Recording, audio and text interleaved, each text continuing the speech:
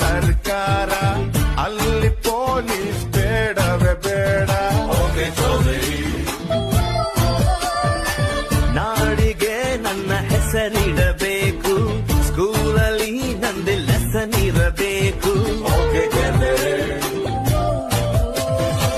Kannada cinema ತೆಗೆಯೋನ್ವಾ, hero date ಹಿಡಿಯೋಣ. Hero ನಮಗೆ ಯಾಕೆ